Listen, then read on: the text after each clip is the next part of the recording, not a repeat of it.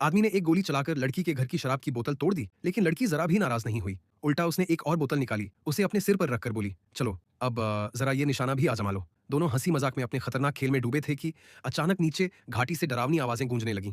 दूरबीन से नीचे झांका तो अजीब सी जीवित प्रजातियां ऊपर चढ़ती दिखीं।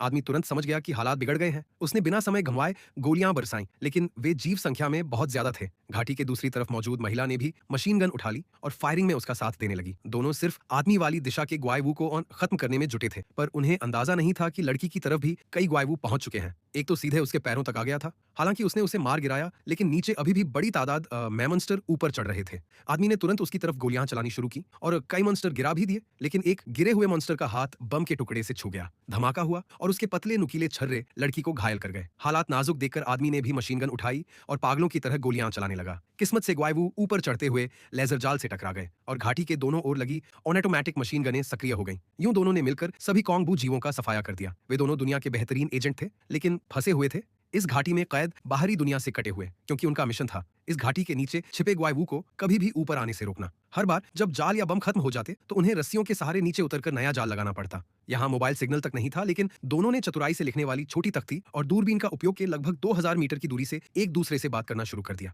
धीरे धीरे वे संदेश भेजते, बर्तन जोड़कर संगीत बजाते, नाचते और इन्हीं पलों में वे एक दूसरे से प्यार कर बैठे, लेकिन मिल नहीं पाते थे। और यह बात मेट को हर दिन भीतर से खाए जा रही थी। आखिरकार वैलेंटाइन डे पर उसने एक बेहद जोखिम भरा कदम उठा लिया।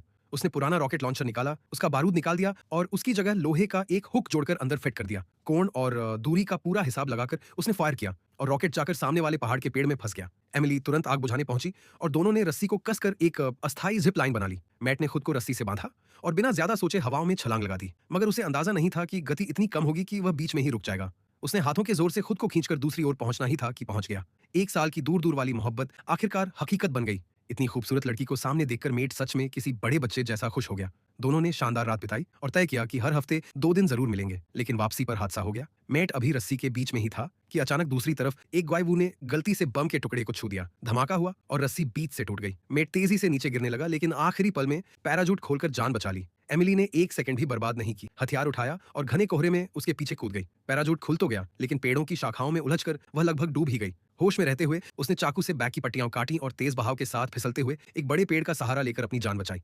उधर मेट बेहोश था और एक ऊंची शाखा पर उलझा हुआ लटका था। इंसान की गंध सूंघकर एक डरावना कीड़ा उसकी ओर बढ़ने लगा। ठीक समय पर मेट को होश आया। उसने 2 गोलियां चलाकर खतरा मिटा दिया, लेकिन पैराजूट खुलते ही वह कीचड़ के एक गड्ढे में गिर पड़ा, जो असल में पत्थर जैसे दिखने वाले एक फूल का मुंह था। वह उसे अंदर खींचने लगा। मेट लगभग निगला ही जा रहा था कि गोलियों की बौछार ने उस फूल के दांत तोड़ दिए। एमिली ने गोलियों की आवाज पहचान कर मेट को ढूंढ लिया था। दोनों थोड़ी देर के लिए सुरक्षित थे। उन्होंने फैसला किया कि नदी के सहारे सहारे चलकर इस खतरनाक घाटी से बाहर निकलेंगे, लेकिन उन्हें अंदाजा नहीं था कि उनकी खुशबू पहले ही कुछ और भी भयानक जीवों तक पहुंच चुकी थी।